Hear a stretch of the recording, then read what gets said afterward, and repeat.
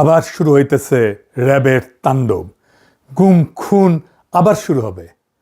প্রথম পদক্ষেপ ছিল গুম আইন বাতিল করা। এখন বিএনপি র্যাবকে শক্তিশালী করতেছে। আমরা তো তখন বুঝি নাই যে কেন গুম আইন বাতিল করলো বিএনপি। এখন পুরা ছবিটা পরিষ্কার হইতেছে। হাসিনার চাইতো ভয়ঙ্কর মানবাধিকার লঙ্ঘন নামে আসতেছে বিএনপির হাত ধইরা। ব্যানে ব্যানে করছি না, এই যে দেখেন র্যাবরে 163টা নতুন গাড়ি কিনে দিতেছে বিএনপি সরকার। জঙ্গল সলিমপুরে নতুন ট্রেনিং সেন্টার হইতেছে। আমেরিকার স্যাংশন খাওয়া এই খুনে বাহিনীকে বিএনপি আবার পাইলা পুষা বড় করতেছে। এমনি এমনি না, ওইগুলা করার জন্য কইতেছে নাম পাল্টাবে, নতুন আইন করবে, যেন মানবাধিকার মাইনা চলে এই খুনি বাহিনী। এই র্যাব বিএনপির ইলিয়াস আলীরে গুম করেছিল। বিএনপি নিজেই র্যাব বিলুপ্তির দাবি করেছিল, আর ক্ষমতা এসে সেই র্যাবের নাম পাল্টাইতেছে। নাম পাল্টাইলে ভালো হয়ে যাবে? শিলং সালাউদ্দিনরে কেন কেউ জিগায় না? র্যাব তো বিএনপি বানাইছিল। র্যাব চলে কোন আইনে জানেন? আসেন সেটা একটু বুঝে দেখি র্যাব কোন আইনে চলে। র্যাব চলে অস্ত্রধারী পুলিশ ব্যাটালিয়ন সংশোধন আইন 2003-এর অধীনে। এরা 9 জুলাই 2003 সালে পাশ হয়েছে খালেদা জিয়ার আমলে। আর এই আইনটা যেটা সংশোধন করে র্যাব বানানো হয়েছে সেটা 1979 সালের অস্ত্রধারী পুলিশ ব্যাটালিয়ন অধ্যাদেশ, জিয়াউর রহমান সরকারের আমলে সামরিক অধ্যাদেশ। মূল আইনটা 1979 সালের অধ্যাদেশ, জিয়াউর রহমানের সামরিক সরকারের। আর 2003-এর সংশোধনীটা খালেদা জিয়ার সরকারের। অর্থাৎ র্যাবের আইনি কাঠামো যেটা পুরাপুরি বিএনপি পরিবারের নির্মাণ। র্যাব যে দুইটা আইনি কাঠামোর উপরে দাঁড়ায় আছে, দুইটাই বিএনপির তৈরি। আর এখন কইতেছে আইন পাল্টাবে। তো আগে যখন র্যাব বানানো হয়েছিল তখন এই আইনের কথা ভাবেন নাই কেন? বালশুন, র্যাব যে আইনে খুনি দানে হইয়া উঠছে সে আইন তো আপনারই বানানো, এটা দায় কার? এত মানুষ গুম হইলো, ক্রসফায়ারে মারা গেল, এখন মানবাধিকার মাইনা যেন চলে সেই জন্য আইন বানাবেন? র্যাব তো আইন মাইনাই খুন করছে। যে আইন বানাবেন সেই আইন মাইনা খুন অব্যাহত রাখবে। যে মানুষগুলো মারা গেল, নিখোঁজ হইল, তাদের জীবন কি মূল্যহীন? তো র্যাব কিভাবে তৈরি হয়েছিল সেটা আপনারা জানেন? আপনাদের বলি, হয়তো অনেকেরই জানেন না, ইয়াংরা হয়তো অনেকেই জানে না। আসেন সেটা একটু বলি। 2002 সালে খালেদা জিয়া ক্ষমতা এসেছিল সন্ত্রাস নিয়ন্ত্রণ করার প্রতিশ্রুতি দিয়া। উল্টা আইন শৃঙ্খলা পরিস্থিতি একেবারে যাচ্ছাতেই হয়ে গেছিল। ঢাকা শহরে কয়েকজন কমিশনার খুন হইল প্রকাশ্য দিবালোকে। খালেদা জিয়া আর্মি নামাইল, নাম দিল অপারেশন ক্লিন হার্ট। আর্মি ধরে নিয়ে যাইতো যারে তারে। আর্মি ক্যাম্পে নির্যাতনে যারা মারা যেত কইতো হার্ট অ্যাটাক করছে। অপারেশনে 40,000-এর বেশি নিরাপত্তা বাহিনী অংশগ্রহণ করেছিল। যৌথ বাহিনী 11,245 জনকে গ্রেপ্তার করছিল। শত শত মানুষ আহত হয়েছিল। 40 জনের বেশি হেফাজতে মারা গেছিল। 40 জন। এইসব বিচার বহির্ভূত হত্যাকাণ্ডকে খালেদা জিয়ার সরকার ইন্ডেমনিটি দিল। আইন শৃঙ্খলা পরিস্থিতির ড্রামাটিক উন্নতি হয়েছিল, এটা সত্য। তো বাঙ্গুরা তখন বুদ্ধি বের করলো, এইভাবে তাইলে সন্ত্রাস নিয়ন্ত্রণে রাখা যায়, আর্মি থাকতে হবে মাঠে। তৈরি হইল র্যাব। কালো পোশাক কেন হইল জানেন র্যাবের? সর্দির বডিগার্ডরা যে জয় বাংলা করেছিল বেঙ্গল ল্যান্সার, তাদের ইউনিফর্ম। এই যে দেখেন বেঙ্গল ল্যান্সারের ইউনিফর্ম ট্যাঙ্কের উপরে দেখেছেন কালো, ওটাই। এই র্যাব গঠন করাটাই তো আইনত একটা ভুল ধারণা, মারাত্মক ভুল ধারণা। বাঙ্গুরা এমনই গর্ধব যে এটা যে খুনি বাহিনী হয়ে উঠবে সেটা বুঝতে পারেন। এটা প্রথমেই বোঝা যায়। কেন এটা ভুল ধারণা আসেন বুঝায় বলি। র্যাব বানানোর লক্ষ্যই ছিল আর্মিকে দিয়া সিভিল ক্রিমিনাল অ্যাক্টিভিটিস সামাল দেওয়া। কিন্তু সেনাবাহিনী দেশের সিভিল সিটিজেনের সাথে তো ডিল করার জন্য তৈরি হয় নাই। সেনাবাহিনী কি করে? সেনাবাহিনী কারে ফাইট করে? দেশের শত্রুরে ফাইট করে। সে দেশের শত্রুর সাথে ডিল করে। সেইখানে সে হয় শত্রুকে নিশ্চিহ্ন করে দেবে, নয়তো নিজে নিশ্চিহ্ন হয়ে যাবে। এখানে কোনো আইন নাই, মানে আন্তর্জাতিক আইন আছে, সে যুদ্ধাপরাধ করতে পারবে না। কিন্তু বোমা ফেলায় যদি শত্রু সেনাদের সাফা কইরা দেয়, মিলিটারির কোনো অপরাধ নাই, বরং আমরা মেডেল দিয়া তারে পুরস্কৃত করব। তাই মিলিটারি মাইন্ডসেট একদম আলাদা। কিন্তু পুলিশ দেশের শত্রুর সাথে ডিল করে না, সে ডিল করে দেশের নাগরিকের সাথে। তাকে দেশের আইন মাইনা, নাগরিক অধিকারের সীমানা মাইনা ডিল করতে হয়।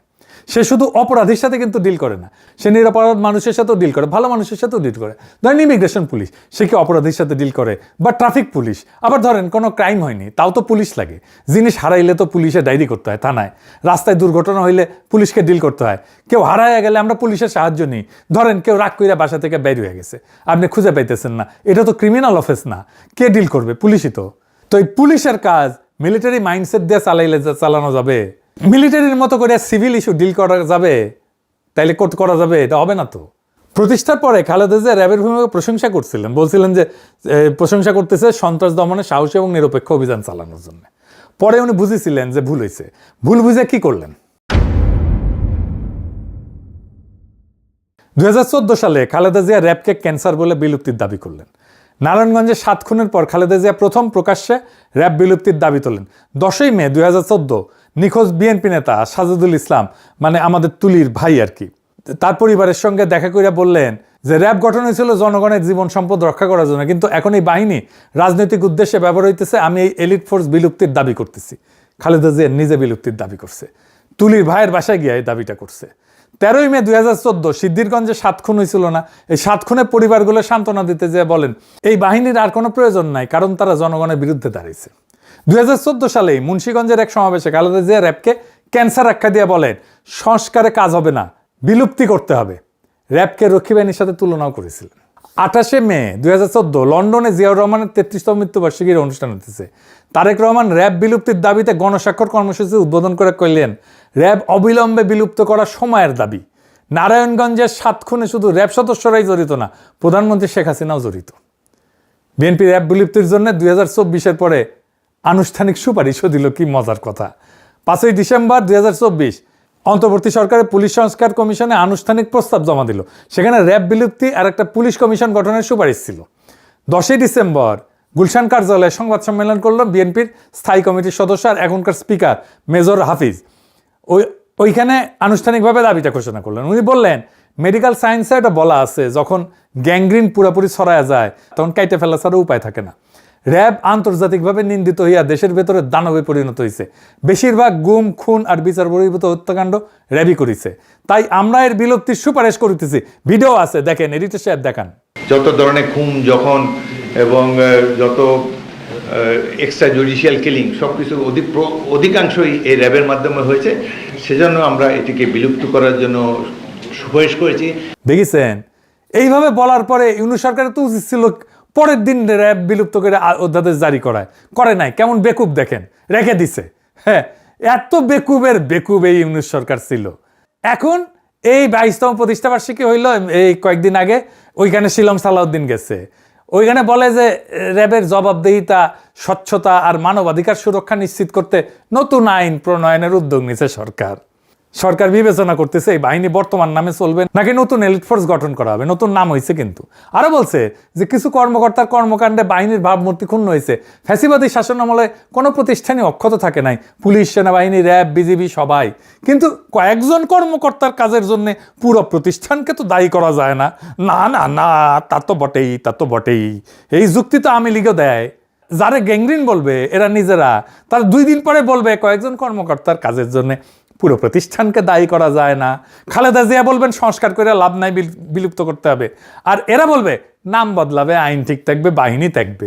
যেই তারেক রহমান লন্ডনের নির্বাসনে থেকে র্যাব বিলুপ্তির জন্য গণস্বাক্ষর কর্মসূচি শুরু করছিলেন, সে বাংলার লুথার কিং যখন হইল তখন র্যাবরে গাড়ি কিনে দেয় 163টা, নতুন ট্রেনিং সেন্টারের ব্যবস্থা করে। নাম হবে SIF, special intervention force.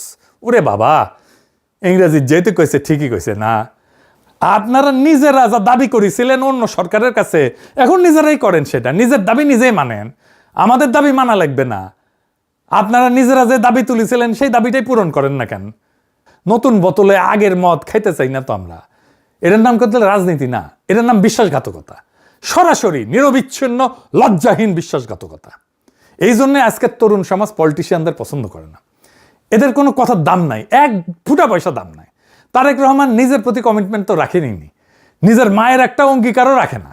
Tarique Rahman Khaleda জিয়ার জানাজায় গিয়ে সবাইরে বলছে আম্মার যদি কোনো পাওনা থাকে সেটা আমি শোধ করব। তাহলে শোধ করেন। খালেদা জিয়া যা বলছেন, জাতির কাছে যা প্রতিশ্রুতি দিয়েছেন সব রাখেন, পরিশোধ করেন। মায়ের প্রতিশ্রুতি পরিশোধ করেন। রাজনীতিবিদ হিসেবে তো ব্যর্থ হয়েছেন, সন্তান হিসেবে ব্যর্থ হইয়েন না। যে বাহিনী আপনাদের বাইরেই ঘুম করছিল সেই বাহিনীকে আপনারা পাইলা পুষা বড় করতেছেন। এর দাম দিতে হবে।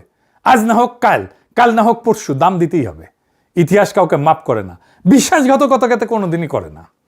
আপনারা যা বলছিলেন সেটা করেন, আর যদি সেটা না করেন তাহলে বাংলাদেশের মানুষ আপনাদেরকে ইতিহাসের সেই আস্তে করে ছুঁড়ে মারবে যেই আস্তে করে হাসিনাকে তারা ছুঁড়ে মারছে। ইনকিলাব জিন্দাবাদ।